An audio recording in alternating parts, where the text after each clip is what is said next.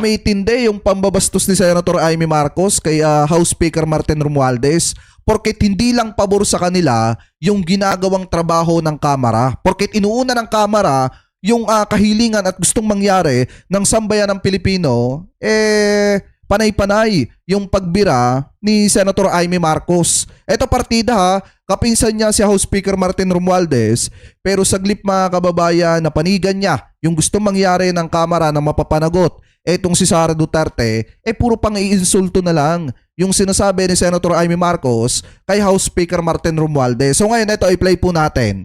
Sa mga mahal kong kongresista, may suggestion po ako.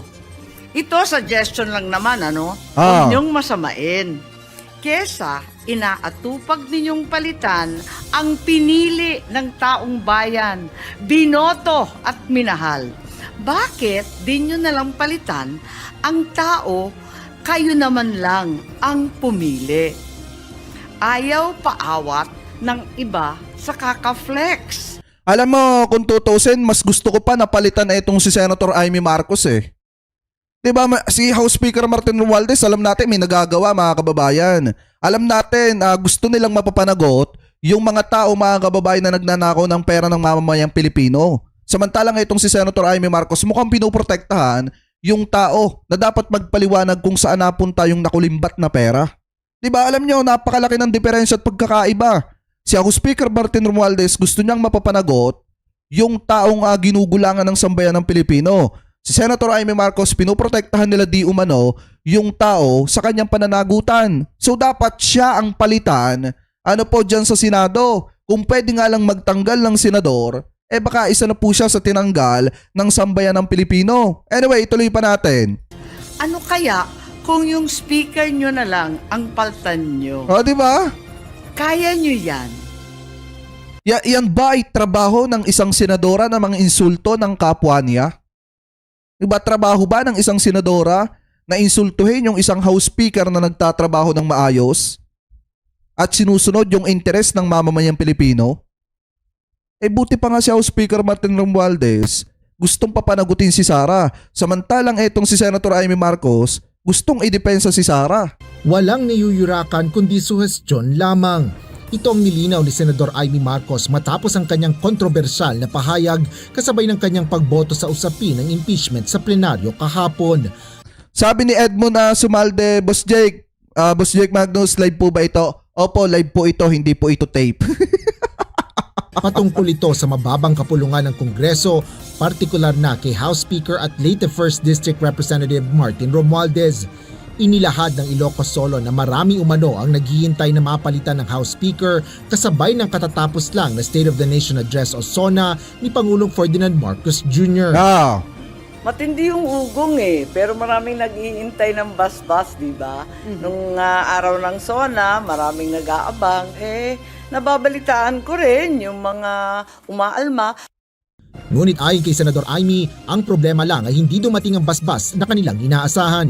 Sinagot naman ang buwelta na ito ng Senadora ni Lanao del Sur, 1st District Representative at House Deputy Majority Leader Zia Alonto Adyong.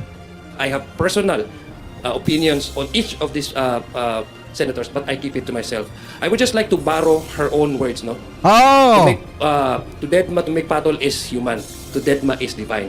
So, baka naman mga kababayan si Senator Amy Marcos ang may hinihintay na basbas. Baka naman yung mga senador yung may hinihintay na basbas kung ano yung gagawin sa impeachment mga kababayan ni Vice President Sara Duterte. Kasi diba may mga bali-balita na bago ibaon mga kababayan yung impeachment, dumaan muna etong si Senate President Chis Escudero dun po sa Chinese Ambassador dito sa Pilipinas. Diba mga kababayan?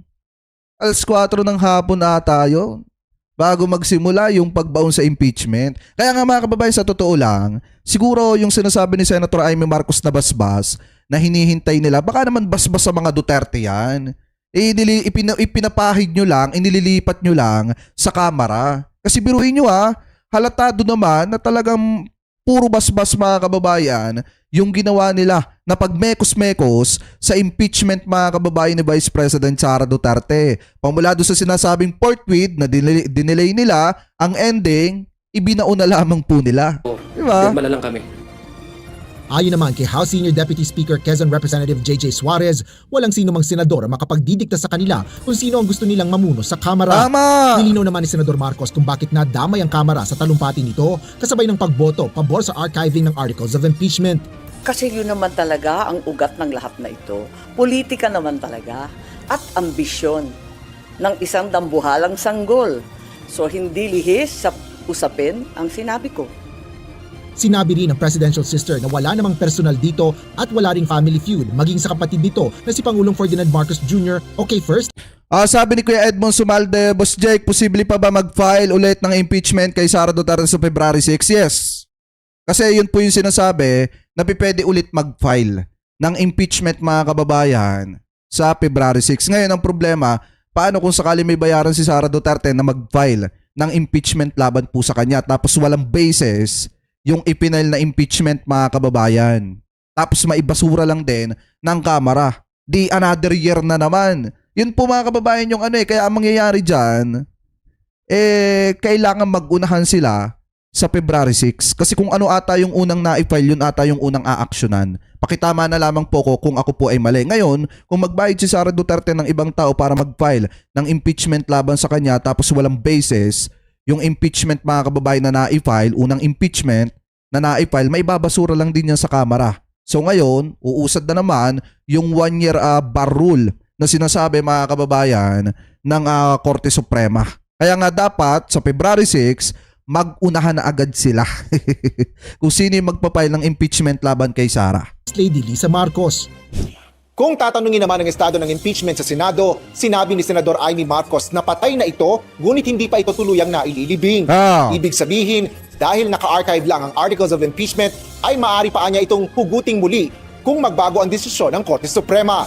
Gayunman, duda ang mambabatas na pagbobotohan pa sa Senado na muli itong buhayin. Hindi ko alam. Dahil ako hindi ako naniniwala mangyayari yun kasi sinasabi nga, antayin yung 3 TRO, abang ay yung 3 MR, tapos yung TRO. Palagay ko, malabo na yun. Malabo na yun. Magti-TRO diba? naman. Alam kasi nila mga kababayan wala nang pupuntahan yung impeachment na yon. Kaya tama yung sinasabi ni Tito Sen, mahirap nang hugutin yung impeachment na ibinaon mga kababayan ng mga senator.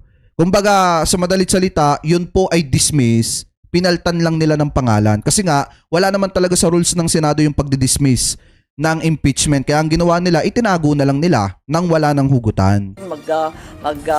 Temporary relief pa ba naman ng sabi na nga wala naman na hindi maliwanag sa pagkasabi na talagang immediately, di ba? Immediately executory. Ano pang itatanong doon? Asher Kadapan Jr., UNTV News and Rescue. Diyos ang aming sandalan. Kaya hindi ko rin masisisi yung mga kababayang Pilipino po natin kung bakit habang nagsasalita si Senator Amy Marcos, talagang nanggagalaite. Biruin nyo yung apo mismo mga kababayan ng mga Aquino, talagang nanggigigil dito po sa naging proseso ng Senado sa impeachment ni Vice President Sara Duterte. Kasi biruin nyo, habang nagsasalita si Senator Amy Marcos, nagta-thumbs down. Ano po yung iba sa mga kababayang Pilipino po natin kasi nga hindi nila gusto yung ginagawa ng Senado ngayon. Parang ang dating kasi Senado na ng mga Duterte at hindi na Senado ng sambayan ng Pilipino. Kaya nga, 'di ba, kung matatandaan nyo, kahapon marami nagsasabi na condolence sa Pilipinas. Kasi nga ganyan ang ginagawa ng mga senador na dapat ay tagapagtanggol ng sambayan ng Pilipino. So ngayon, panoorin natin mga kababayan ito nakita nating video na kung saan talagang ito po ay nagsisirculate at kumakalat sa social media na habang nagsasalita si Senator Amy Marcos, nagta-thumbs down yung mga kababayang Pilipino po natin. Ito, kita nyo. Sa 12 taon na nanilbihan kami, Ayan ang trabaho ng kongresista, sa pagkaalam ko, ay maging kinatawan ng kanilang distrito o kanilang sektor. Bakit naman diba? ngayon ay naging tagabantay na lamang sila ng humihiyaw na dambuhalang sa... Ayan. Mga kababayan, kita nyo ba? Doon sa footage, habang nagsasalita si Amy Marcos, nagta-thumbs down.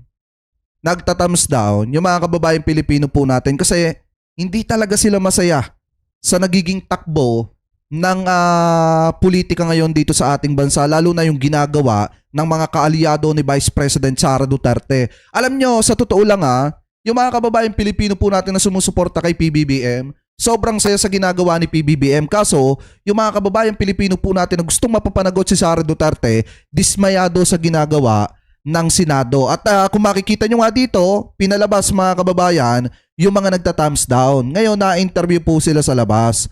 At ito po yung sabi nila. Pakinggan po natin mga kababayan. Hindi kami naniniwala. Ang tingin namin, ang nangyari dito ay Sara Duterte is above the law. Oh. Diba? Ang linaw-linaw, hindi na ipaliwanag ang confidential funds. Gusto naming malaman sino si Mary Jane Piatos, Mary Grace Piatos. Gusto naming malaman saan dinala. Oh, ayan. Yan yung iniisip ngayon ng mga kababayang Pilipino po natin. Mas nangibabaw si Vice President Sara Duterte sa batas. Kasi nga mga kababayan, ganun yung ginawa ng Senado eh. Ganun yung proseso na ginawa po nila. Sana mga kababayan, alam nyo kung may rules lang sana sa Senado na dismiss, dinismiss na po ng mga yan. Wala. Kaya ang ginawa nila, archive na lang. Pamula sa reprimand, ginawa po nila, archive na lang. Para na sa ganon, kahit papaano may hugas kamay pa na konti doon. Tapos pinapaasa nila ang taong bayan na pwede pang hugutin once na magbago ang desisyon o ang resolusyon ng Korte Suprema mga kababayan once na i-reverse nila yung naging desisyon po nila. Ang problema, sinasabi na nga ng mga senator na mukhang malabo na pong mangyari yan. Kasi yun naman po talaga ang totoo. Mukhang malabo na po talaga na mangyari yan. Mga kababayan, kaya ang pag-asa na lang na mga kababayan Pilipino po natin, ang pag-asa na lang ng sambayan ng Pilipino na umaasang magkakaroon ulit ng impeachment yung paparating na February 6. Kasi doon, pwede na ulit mag-file ng impeachment complaint laban po kay Sara Duterte.